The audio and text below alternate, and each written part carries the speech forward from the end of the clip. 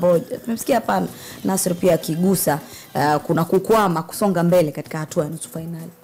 Ni wapinzani wanakuwa tough kwa kiasi gani? Kwa sababu hata wenyewe Simba tumeona wanarudia hilo mara kwa mara. Kuna vitu kadhaa vinaweza vikapelekea hilo swala. Na kipindi cha nyuma tulikuwa tunazungumzia juu ya ubora wa Simba wenyewe kwa wakati fulani dhidi ya wapinzani ambao wanakutana nao. Kwa sababu najua kufikia kwenye robo finali manake zimbaki timu 8 tu. Kwenye timu 8 hiyo ni cream ya vilabu bora Afrika kwa msimu husika. Ndio. Sio kwa muda wote, kwa msimu husika hiyo ndo cream ya vilabu bora Afrika. Kwa hiyo ili uweze kupenya hapo na unahitaji kuwa bora, kwa sababu hata katika hao 8 lazima kuna kurank tena. Nani bora zaidi kati yao au wapi ni bora zaidi ya wengine kati yao. Unanielewa? Kwa mara kadhaa amefall short katika namna hiyo.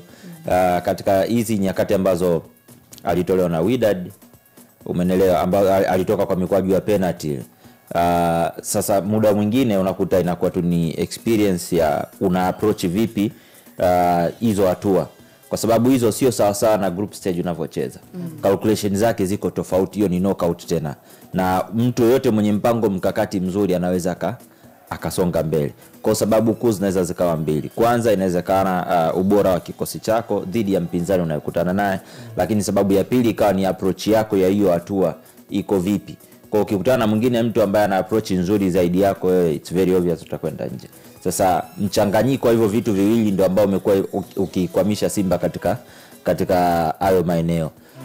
Naona sasa hivi wana better chance ya kwenda semi kuliko nyakati zingine ambazo waliishia robo finali. Njia nyeupe kwao. Sio nyeupe na lakini nasema wana nafasi nzuri zaidi ya kwenda nusu finali kuliko hizo nyakati. Kutokana na mpinzani wanaopambana naye au kutokana na kikosi chao walicho nacho. Kwanza namna ambavyo wametengeneza timu yao. Alafu cha pili ni advantage nyingine ya kikanuni ambayo wako nayo. Advantage ya kuanzia ugenini kumalizia nyumbani. Hiyo advantage watu wengi sana waga wanaisahau, lakini ina play part kubwa sana.